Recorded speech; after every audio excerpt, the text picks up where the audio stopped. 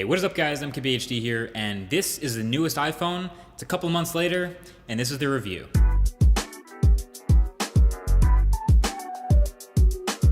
So believe it or not, this phone is about 4 months old already, which means a lot of you considering buying one have already made up your mind on that, but you definitely learn a lot from using a phone for a longer period of time. 4 months isn't even that long, it's just longer than I usually take to review things. But for me, at least, with 4 months, the honeymoon period is over. It's not brand new and shiny anymore. You got your fingerprints on it, you got your scratches on it, you've used it every day, and you really get to know it best. So first and foremost, even though this is the iPhone 7, even though this is supposed to be the bigger step forward in the tick-tock of Apple releases, 6, 6S, 7, 7S, this is still definitely a very familiar and very incremental upgrade to the previous iPhone again. It's a familiar iPhone. Same rectangle with the rounded corners for the design, same big forehead and chin with the home button, same seamless unibody metal industrial design again, and same scrolling pages of icons for iOS. So at its core, it's super easy to get used to, especially when you're coming from another iPhone just to pick up an iPhone 7. But that being said, there are plenty of little things and plenty of refinements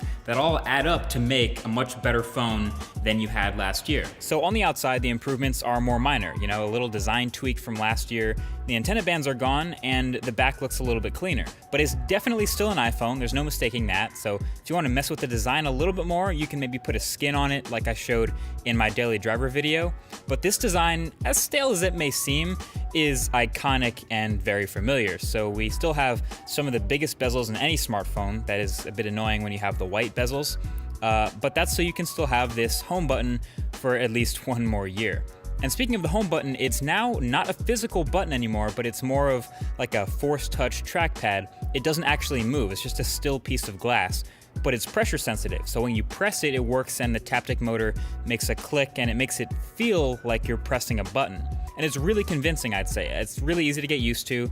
It used to be weird when you're like pushing it on a table and it doesn't really work with gloves, but I'm 100% used to it now. I'm actually totally cool with this home button.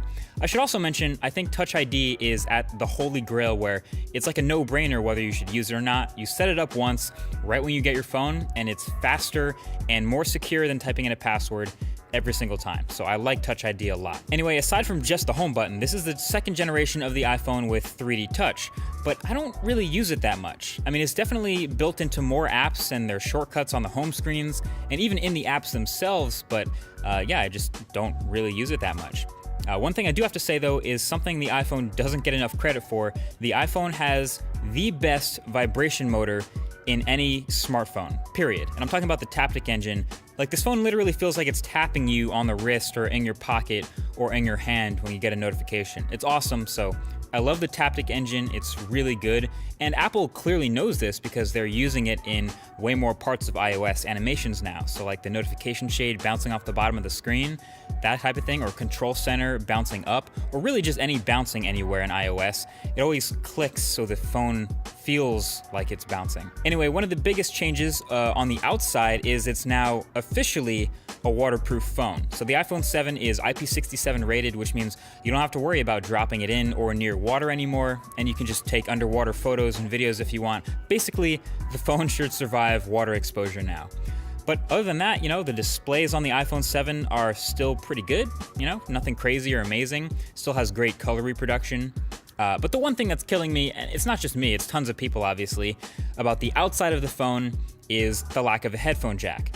Basically, Apple is clearly aiming for an entirely portless, wireless iPhone in their future. So in that process, they're removing the headphone jack and starting to push wireless audio. Super aggressive? Yes. Super forward thinking? Yes. Super a pain in the ass? Also yes. I mean, I'm probably gonna make a whole video on the whole wireless phone thing.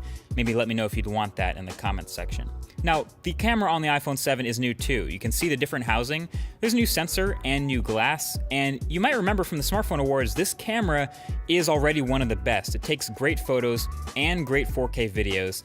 I think it might get the title of best low-light photo camera back. It was kind of close with Samsung, but the image processing from Apple has always been excellent. Autofocus is also extremely fast, and daytime photos look pretty damn good too, but it's by far the best video camera in any smartphone. I'll tell you that right now. I'll link below the video I shot entirely on this camera But seriously, the 4K video from this sensor with the optical image stabilization and the big wide open aperture, honestly, sometimes you can't tell the difference from like a real dedicated mirrorless camera's footage. It's that good. Get a little depth of field going. I mean, it's awesome. Everything's there. Now, the iPhone 7 Plus has a second camera lens, as you already saw in my daily driver video, one regular camera, same as the smaller phone, and one telephoto lens at twice the focal length for that 2x optical zoom.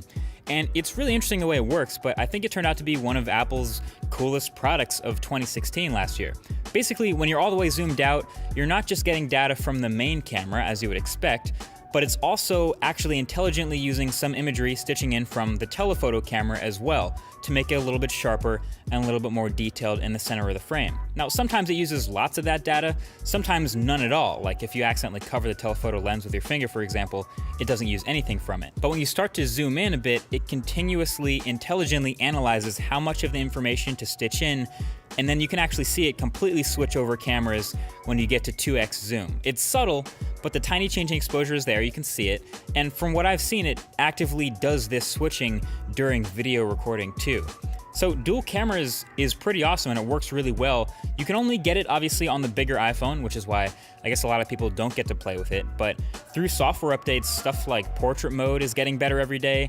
And basically if you're into photography or videography, the iPhone 7 Plus is the phone to get. Now on the inside, basically all you need to know that's changed is the chip. The A10 Fusion chip is fantastic in this phone, and I'm pretty comfortable calling this the most responsive phone ever. Like, this is something Apple does really well since they control both all the hardware and all the software. So no phone is as smooth and as one-to-one responsive to the touch of your finger as a fresh iPhone. I'd say the Google Pixel comes closest right now, and then maybe the OnePlus 3T right after that, and generally stock Android phones, but the smoothness and high frame rates of animations are the most consistent on the iPhone 7, and that's something I really like, and it's something you'll appreciate like every single day you're using the phone. Overall performance is awesome through multitasking and everyday use and gaming and navigation and all kinds of stuff, and the battery life to go with that is also about the same as last year, which is to say pretty good, but not great. So the iPhone 7 has an okay battery